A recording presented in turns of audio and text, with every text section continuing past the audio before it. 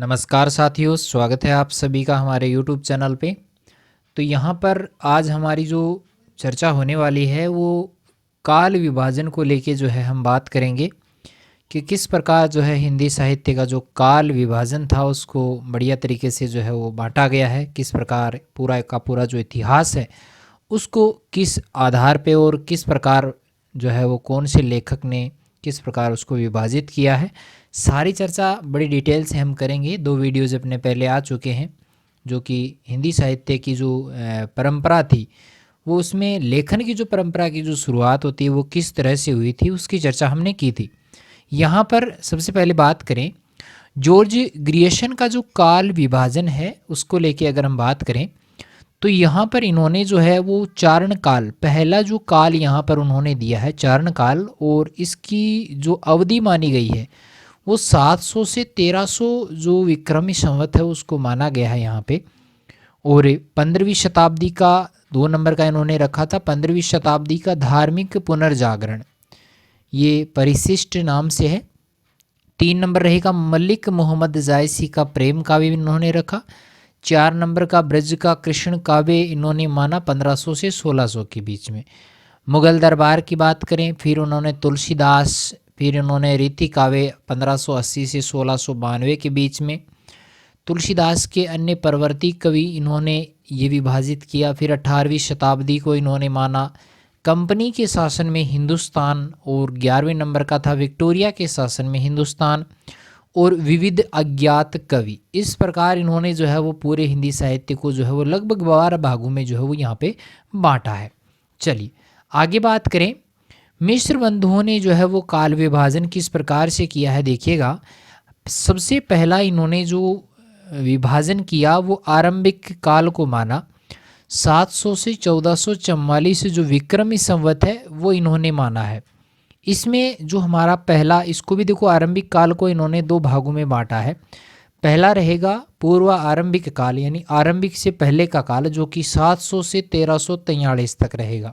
याद रखना है 700 से 1343 विक्रमी संवत। फिर दूसरा इन्होंने जो दिया वो उत्तर आरंभिक काल दिया, जो कि 1344 से लेकर 1444 विक्रमी संवत तक माना जाता है। इंपॉर्टेंट है, थोड़ा याद रखना है आपको। चलिए दूसरा यहाँ पे रखा कि माध्यमिक काल, माध्यमिक यानी 1445 से लेके 1680 विक्रमी तक, जिसमें पहले नंबर पे जो है वो आएगा दो भागों में बांटा है सबको भाई। तो पहले नंबर पे पूर्व माध्यमिक आएगा जिसमें 1445 से लेके 1560 तक रहेगा, और उत्तर माध्यमिक में जो है वो 1561 से लेके 1680 तक जो है वो ये काल विभाजन रहता है। आगे बात करें अलंकृत काल को, तो अलंकृत काल जो है वो 1681 से लेके 1889 विक्रमी तक ये माना गया है, और इसमें भी 2 भाग हैं। पहला रहेगा पूर्व अलंकृत काल, जो कि 1681 से लेके 1790 विक्रमी तक है, और उत्तर अलंकृत काल, देखो पूर्व उत्तर दोनों में, सब में सेम चल रहा है पूर्व और उत्तर। तो उत्तरा अलंकृत काल जो है वो 1791 से लेके 1889 तक जो है वो उत्तरांकृत काल माना जाता है। अगला यहाँ पे रहेगा परिवर्तन काल। तो परिवर्तन काल जो है वो इन्होंने माना है 1890 से 1925 के बीच में, और उसके बाद में इन्होंने वर्तमान काल माना है। ये माना है, देखो ये 4 और 5 नंबर पे है, तो वो माना है इन्होंने 1926 विक्रमी से आगे तक। अब साहब ये विक्रमी वाला क्या चक्कर है, थोड़ा सा इसको मैं बता देता हूँ। जैसे बात करें विक्रमी संवत जो है अपनी ईस्वी सन से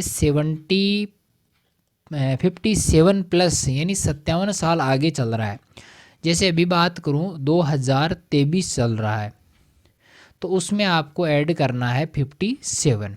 तो उस हिसाब से बात करें तो यहाँ पे हो जाएगा 2080 विक्रमी संवत जो है वो अभी चल रहा है। अगर आपको इसका ईस्वी सन निकालना है तो इसमें से -57 आप कर देंगे, ये थोड़ा सा इसमें याद रखना है। आगे चलते हैं, रामचंद्र शुक्ल ने जो है वो हिंदी साहित्य का काल विभाजन किस प्रकार से किया है। तो देखें, पहला इन्होंने जो कहा है वो कहा है आदिकाल, जिसको एक दोहरा नामकरण है, इसमें रहेगा दोहरा नामकरण दिया है रामचंद्र शुक्ल ने। तो देखिएगा पहला जो यहाँ पे रहेगा आदिकाल। आदिकाल को वीर गाथा काल इन्होंने नाम दिया है और इसका समय जो है वो 1050 विक्रमी से 1375 विक्रमी संवत तक माना है। ये आपको थोड़ा सा याद रखना है।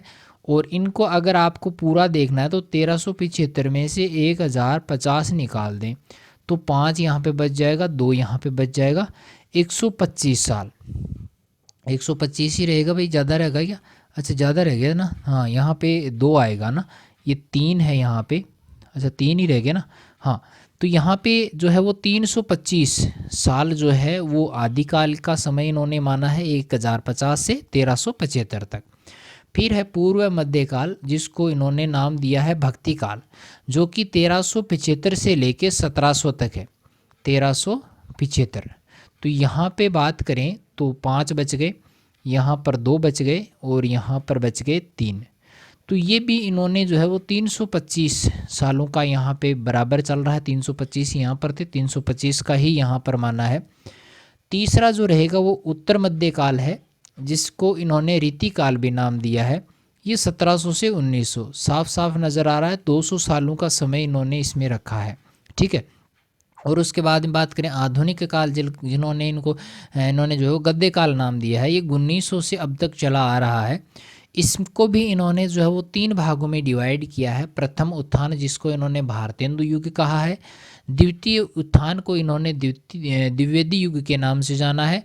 और तृतीय उत्थान को इन्होंने माना है छायावादी युग के नाम से। तो ये इनका काल विभाजन है, जो कि प्रमाणिक भी माना जाता है।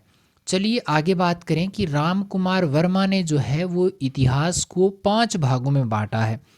पहला संधि काल, देखो राम कुमार वर्मा ने जो है वो आदिकाल को संधि काल के नाम से जाना है। ये बातें हम आगे करेंगे, सारा टॉपिक वाइज बढ़िया से चलेगा, पूरा पूरा जो है वो साहित्य यहाँ पे मैं करवाने वाला हूँ। 750 से 1000 विक्रमी संवत तक जो है वो संधि काल का समय रहा है, लगभग 250 वर्ष इसमें रहेंगे। दूसरा इन्होंने चारण काल माना है 1000 से 1375 तक, यानी 375 इसमें रहेंगे। भक्ति काल को माना है 1365 से 1700 विक्रमी संवत तक। फिर आ जाता है रीति काल, तो रीति काल का समय 1700 से 1900 ईस्वी विक्रमी संवत तक रहेगा। और लास्ट में रहेगा आधुनिक काल, जो कि 1900 से अब तक माना जाता है। राम कुमार वर्मा का जो काल विभाजन है वो इस प्रकार यहाँ पर रहता है। ये थोड़ा सा यहाँ पे मिस प्रिंट हो गया है, इसको जो है वो यहाँ पे थोड़ा सा सही करके जो है वो आगे आपको बताते हैं। देखिएगा डॉक्टर नगेंद्र का काल विभाजन, देखिए नगेंद्र ने जो है वो यहाँ पे काल विभाजन इसका जो किया है, पहला जो रहेगा आदिकाल को माना है 7वीं शताब्दी से 14वीं शताब्दी के बीच में। और फिर भक्ति काल माना इन्होंने 14वीं शताब्दी से 17वीं शताब्दी तक भक्ति काल माना है।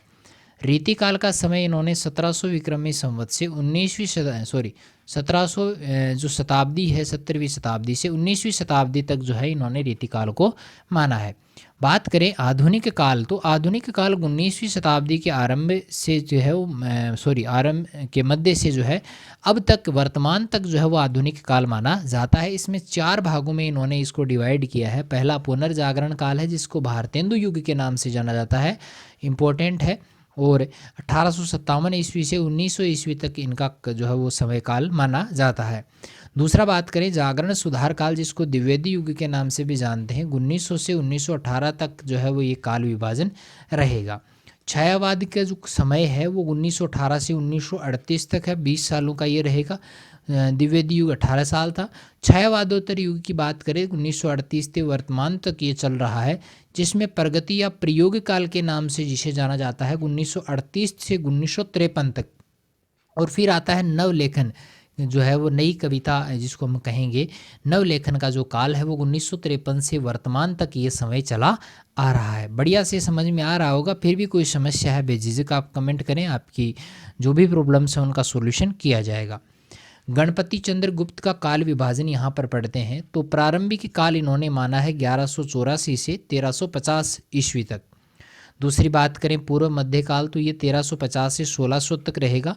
फिर उत्तर मध्यकाल है, जो कि 1600 से 1875 तक रहने वाला है। आगे बात करें आधुनिक काल, तो आधुनिक काल का जो समय है वो 1857 से लेके वर्तमान तक जो है वो यहाँ पर रहेगा। गणपति चंद्रगुप्त का भी जो है वो काल विभाजन बढ़िया माना जाता है। आगे बात करें डॉक्टर रमाशंकर शुक्ल रसाल ने भी जो है वो हिंदी साहित्य को बढ़िया तरीके से काल विभाजित करके बढ़िया तरीके से इनको बांटने का प्रयास किया है। इन्होंने भी जो है हर काल को जो है वो दो दो भागों में डिवाइड किया है। पहला आदिकाल रहेगा, हिंदी साहित्य की बाल्यावस्था इन्होंने कहा है। इसमें भी दो भाग हैं, एक तो पूर्वार्ध आदिकाल है जिसमें 1000 से 1200 विक्रमी संवत रहेगा।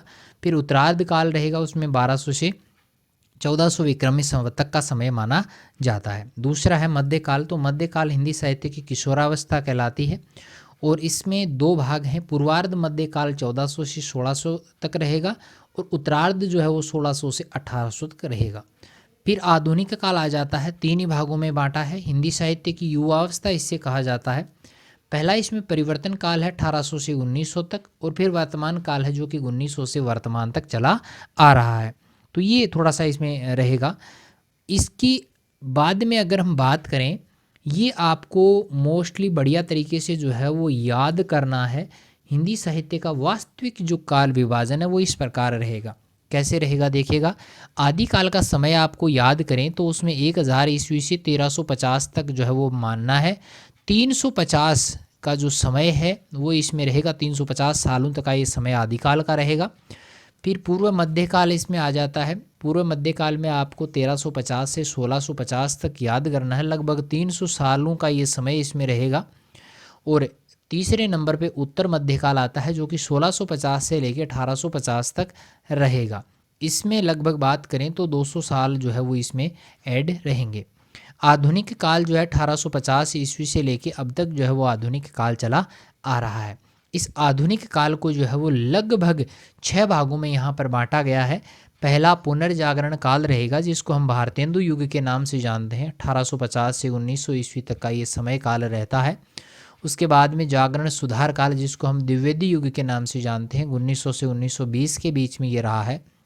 उसके बाद में छायावादी काल मानते हैं। छायावाद का समय 1920 से 1936 तक का ये समय रहता है, लगभग 16 वर्षों का ये समय है। उसके बाद में प्रगतिवाद का जो काल है वो यहाँ पे 36 से लेकर 43 ईस्वी तक रहता है। उसके बाद में प्रयोगवाद काल जो है वो यहाँ पे आता है, 43 से लेकर 53 तक ये रहता है, 10 सालों तक ये रहता है। उसके बाद में नवलेखन युग प्रारंभ होता है जो कि 1953 से प्रारंभ होकर वर्तमान तक वैसा का वैसा चला आ रहा है। पूरा का पूरा हिंदी साहित्य का जो काल विभाजन है उसको बढ़िया तरीके से हमने यहाँ पे पूरा का पूरा पढ़ा है। फिर भी किसी चीज़ में कोई समस्या है बेझिझक आप कमेंट करें। कोई समस्या होगी तभी जो है उसका सॉल्यूशन हो पाएगा, और समस्याएं जब होंगी तो कुछ नई चीज़ें आपको जो है वो यहाँ पे देखने को मिलेगी। तो कमेंट ज़रूर करें साथियों। और बहुत सारे जो हमारे नए साथी हैं उनसे निवेदन रहेगा कि वो अपने चैनल को सब्सक्राइब ज़रूर करें। मिलेंगे नई वीडियो के साथ में, तब तक के लिए थैंक यू।